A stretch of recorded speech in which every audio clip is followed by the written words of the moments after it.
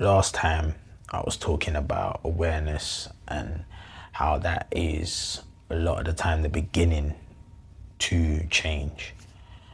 But we also know that awareness has never actually changed anything. That's when, understanding the system becomes the next vital step for me. Of course, before changing anything externally, as they say, it has to start internally. So everyone's mindset is different. So, you really have to take time to understand yours and to learn yours, or, mine in my sense. When I started to analyze like my behaviors, and I noticed that a lot of my reactions and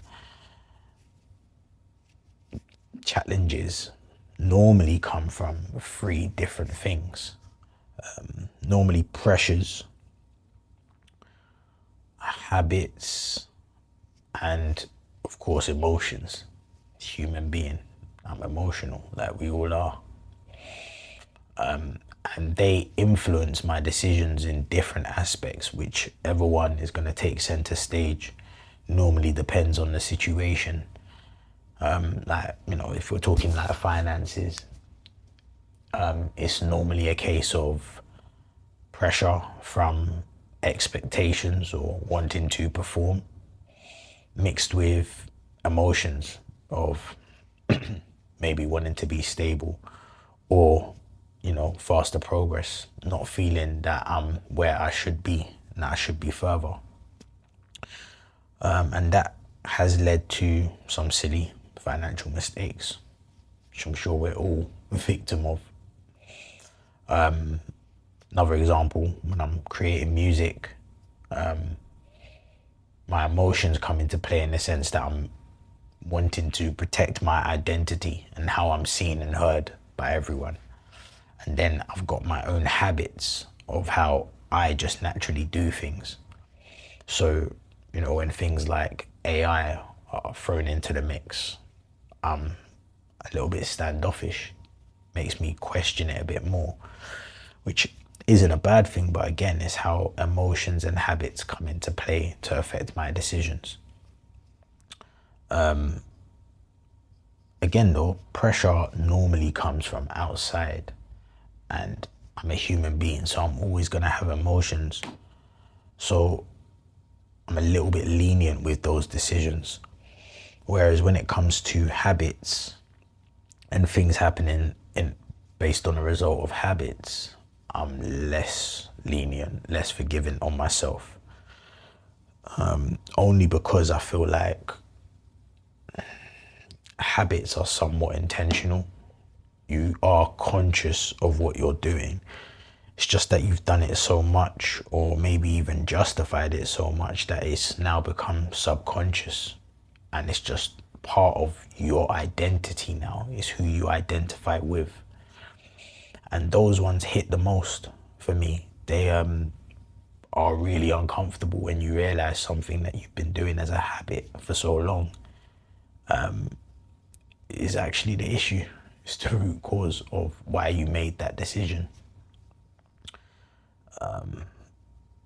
I noticed a lot of the time, because I'm quite a result driven person, that's normally where the reveal is for me.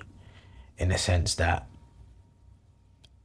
I'm the type of person who goes for a result, and I only start to question the patterns and behaviors before it when I don't get the results that I want.